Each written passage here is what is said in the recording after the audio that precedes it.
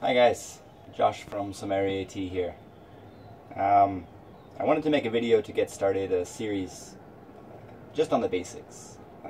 Teaware, good places to start and ways that I can help you, I think, make better, more consistent tea.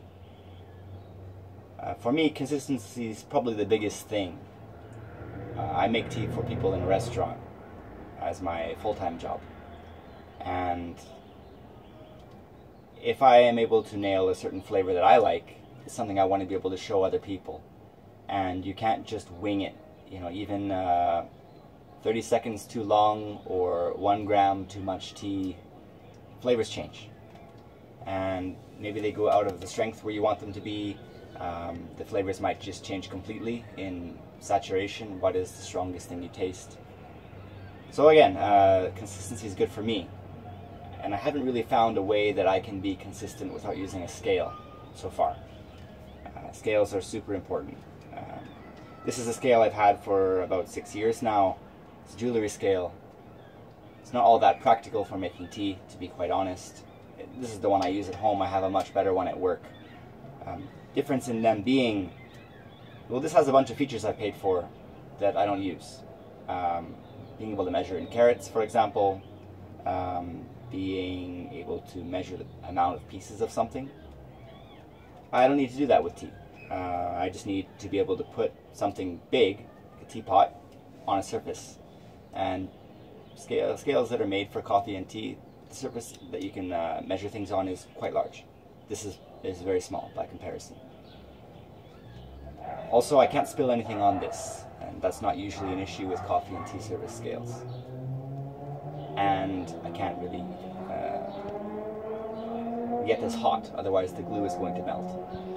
All in all, it works, but it's not the best. I have a much better one at work. But I need this anyway to make tea for my home life. So a ratio that I think is really good to have as a standard or a methodology would be 1 gram of tea, 75 milliliters of water, 2 minutes of steeping time at rolling boil temperature. For me, the reason why I use rolling boil as a temperature consistently is it's easy. I don't have to measure anything. I get the water hot and I pour it on the tea. Is it perfect for every tea? No, but for the ease of use, I think it's good.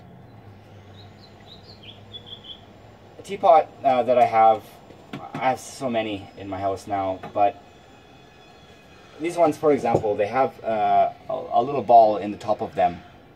This is a filter. What I can do is fill up this pot with water, let's say up to the top of that filter. And it's something that I can do just eyeballing it pretty consistently and easily. Measuring out this water, I will get 160 milliliters. So knowing that, all I have to do to get my 1:75 ratio is divide 160 by 75. That'll tell me the amount of tea that I need, which is 2.1 grams. Now, a pot this size is not ideal for me all the time.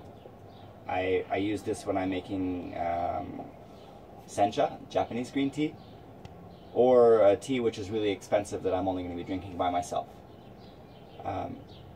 When I crave more volume, I'll use a bigger pot. So it's nice to have options. When you're starting out buying teaware, this might seem so obvious, but I think it's not even a thought that comes to mind, is do you have a cup that fits the amount of tea that your teapot gives you? Okay, again, it's kind of an obvious thing, but because I have so many cups, it's not really an issue for me. Let's say that, for example, this pot, I can empty it out into this cup, the whole thing. If I was going to be using this pot here, which holds 300 milliliters instead of 160, I'm going to end up with something like this left over. I don't know how visible it is, but there's about 30% of the tea left over in here. It's been sitting here. It's over brewing. It is, it's